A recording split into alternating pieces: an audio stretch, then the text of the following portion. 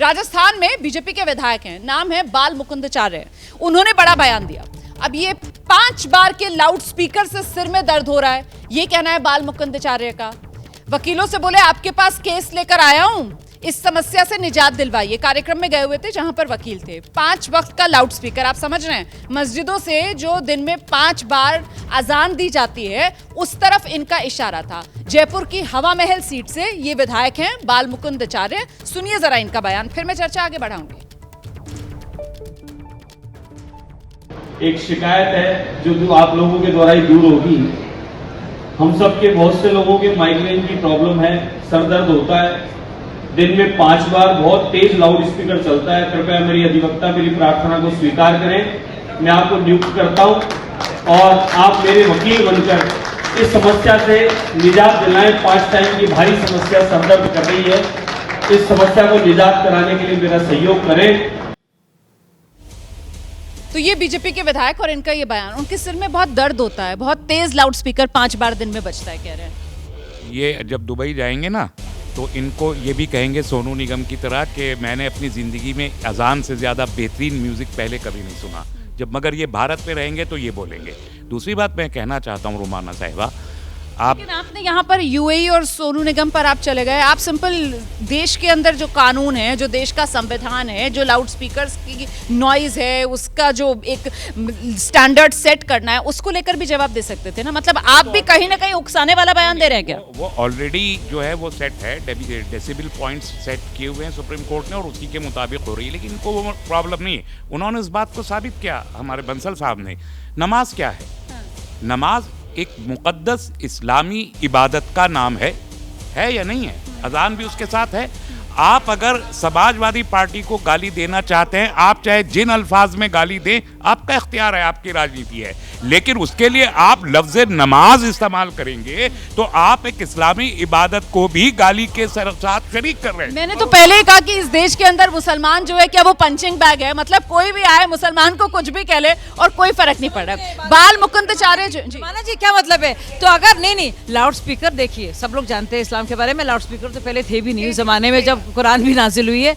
तो ये जबरदस्ती ये कहना कि तो आपको लगता नहीं कि दूसरी कौम भी इसमें पंचिंग बैग बन रही है? जानबूझ के इसको एजर्ट करना बार बार और इसको भी मुद्दा बनाना कि नहीं किसी तरह से हम जो है लाउड स्पीकर ही लगाएंगे और एजर्ट करेंगे। क्यों? अगर आप चाहते हैं बराबर है ना, बाकायदा रूलिंग है, बाकायदा रूलिंग है। तो अगर उन्होंने कहा और वकील से कह रहे हैं तो उसमें क्या हर्ज है बताइए आप? मुझे इसमें कोई, मैं पढ़ती थी, मुझे याद है एग्जाम्स के लिए रात भर रमजान के उसमें आवाज़ आती थी, मुझे तकलीफ होती थी। तो इतना तो फ़र्क होनी चाहिए। और 2-2 मिनट बाद सुबह से आप चाहे फजर से लेकर आप ज़ोहर की नमाज़ें आप सुनेंगे तो आवाज़ आती है। लोगों को अगर है तो खुद मुसलमान भी सोच सकते हैं इस बात को ना। आप बिल्कुल सही कह रही हैं, लेकिन फिर उसका तो विकल्प कानूनी तौर पर और जाकर सीधे सीधे तलाशे जाना चाहिए ना। लेकिन सरकार राजस्थान में बीजेपी की है और विधायक इतनी बेबस है अपनी सरकार में कि वहां पर नियम कानून की धज्जियां उड़ रही हैं। यानी कि कोई जबरदस्ती नहीं है किसी पर। वो भी बेचारा कह रहा है कि ऐसे करो, यानी कि सरकार भाजपा की है तब भी वो कह रहा है कि भाई वकील से कह रहा है कुछ हमें निजात दो। ये देखिए आप, ये तो मतलब मोहन शर्मा की जो सरकार है वो सरकार पूरी तरीके से नाकारा है। भजनलाल शर्मा की जो सरकार है राजस्थान की वो पूरी तरीके से नाकारा है।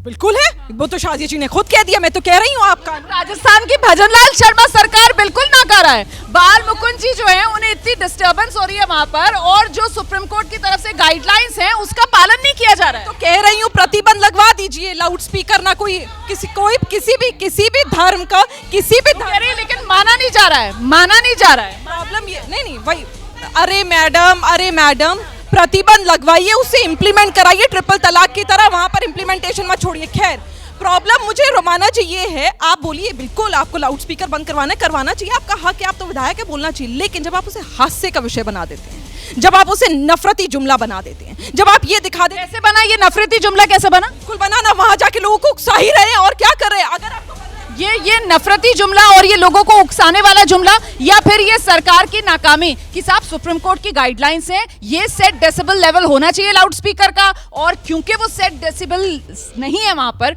इसीलिए तो विधायक जी को परेशानी हो रही है।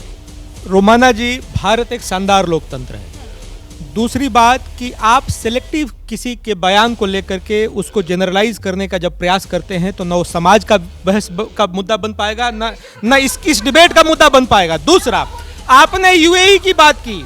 यूएई से भारत के जो थोड़ी सी संख्या में है जो कट्टरपंथी मुसलमान हैं उनको सीखना चाहिए कि यूएई ने यू टर्न लिया है, अपने को रिफॉर्म कर रहा है और कट्टरवाद से अपने को अलग किया है। यूएई जहां की एक फोटो ले जाना मना था, वहां बैप्स का बड़ा मंदिर बना है। यूएई से सीखना चाहिए वैसे लोगों को जो लोग यहां डिवाइड एंड रूल करना चाहते हैं।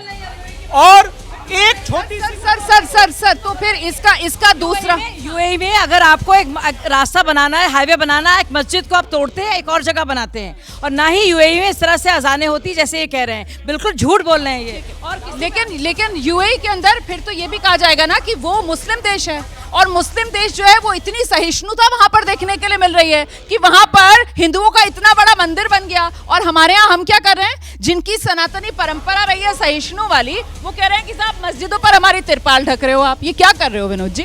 आपको पता है कि ये भारत ही है जहाँ पर के पहली मस्जिद एक हिंदू राजा ने बनवाई थी, है ना, चेरामन मस्जिद केरल के अंदर। और उसी हिंदू के ऊपर हमला करने वाला वही कट्टरपंथी मुस्लिम समुदाय था जिन्होंने हजारों की संख्या में हिंदुओं को मरवाया।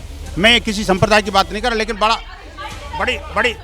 बड़ी स्पष्ट बात यह है, देखिए बड़ी स्पष्ट बात यह है कि माननीय सर्वोच्च न्यायालय, लाउड स्पीकर माननीय सर्वोच्च न्यायालय और कई उच्च न्यायालय इस बारे में कह चुके हैं कि ये जो ध्वनि प्रदूषण देश के लिए खतरा है, और उसको उन्होंने सेट पैरामीटर लगा दिए, लेकिन आज तक मानते क्यों नहीं? अब आप यो तो जिम्मेदारी प्रशासन की है ना। जैसे उत्तर प्रदेश के अंदर प्रशासन सख्त है, जैसे उत्तर प्रदेश के अंदर पुलिस जो है वो अलर्ट है, राजस्थान में भी करना चाहिए ना। मैं कहता हूं, देखिए प्रशासन के साथ साथ व्यक्ति को भी अपना डिसिप्लिन लाना पड़ेगा ना जी, व्यक्ति को भी।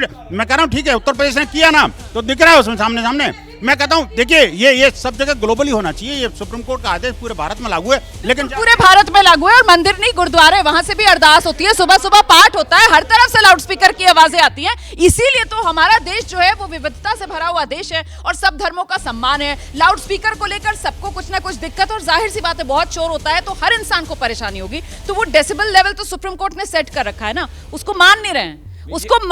उनकी तो गलती है ही, और मनवा नहीं रहे हैं उनकी भी गलती है, जो मनवा नहीं पा रहे हैं। दोनों बराबर के कहीं ना कहीं गुनहगार।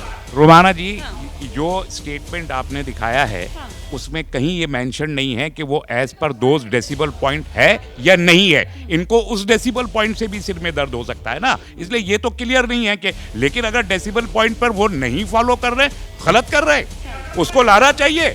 जो भी सुप्रीम कोर्ट के गाइडलाइन है, हर मस्जिद को, हर मंदिर को, हर इबादतगाह को उसे मानना चाहिए। नहीं मान रहे तो मुजरिम में सजा मिलनी चाहिए, मैं बहुत साफ कहता हूँ। लेकिन अगर कोई सिर्फ उस डेसिबल पॉइंट पर भी एतराज कर रहा है तो उसको अपने दिमाग का इलाज करवा ले। तो ये यहाँ पर बात ये निकल आ रही हो सर, आ रही यहाँ पर बात ये निकल कर आ रही है कि ये मुसलमानों को जबरदस्ती परेशान करने के लिए इस तरीके के बयान दिए जा रहे हैं। देखिए, इसी विक्टिम कार्ड के चलते इन्होंने इसी को इस्तेमाल करके राग अलाप कर करके इन्होंने मुसलमानों का ये हाल कर दिया है। इन्होंने यही कर दिया, 30,000 मस्जिदें टूट रही है। क्या इतना झूठ बोल के? मैं चाहती हूँ ये कहाँ से भ्रम फैला रहे हैं 30,000 मस्जिदें टूटने वाली। एक मिनट पहले शाजिया को सुन लीजिए, फिर मैं माइक लाऊंगी आपके पास। मैं ये कहना चाहूँगी, इस तरह के मुसलमान जो बाकायदा मुसलमान नहीं हैं, ये सियासतदान ज़्यादा हैं और सिर्फ मुसलमानों को एक गुर्बत की तरफ, अंधकार की तरफ ले जा रहे हैं। इनसे बचने की ज़रूरत है। ये बदमाश लोग हैं और मुसलमानों के दुश्मन हैं। ना तो उनको हिंदुओं से प्यार है, ना सनातन की इनको कोई फिक्र है, लेकिन मुसलमानों की दुर्दशा जो की है वो इन्होंने की है। ये बहुत ही बदमाश शैतानी सोच के लोग हैं जो मुसलमानों का इस्तेमाल कर रहे हैं, मुसलमान नाम का, इस्लाम का और अल्लाह का नाम इस्तेमाल कर रहे हैं अपने। ये बदमाश साहब उठकर, ये इब्लीसी सोच के लोग हैं, इब्लीसी सोच के लोग हैं। ये मुसलमान नहीं है, ये इब्लीसी लोग हैं, मुसलमानों के खिलाफ है ये।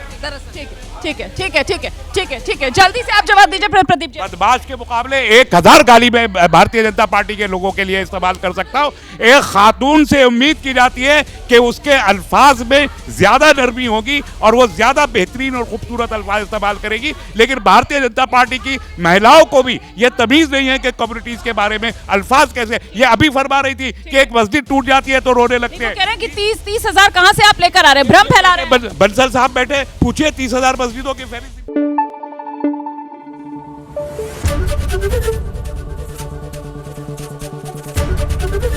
एबीपी न्यूज आपको रखे आगे।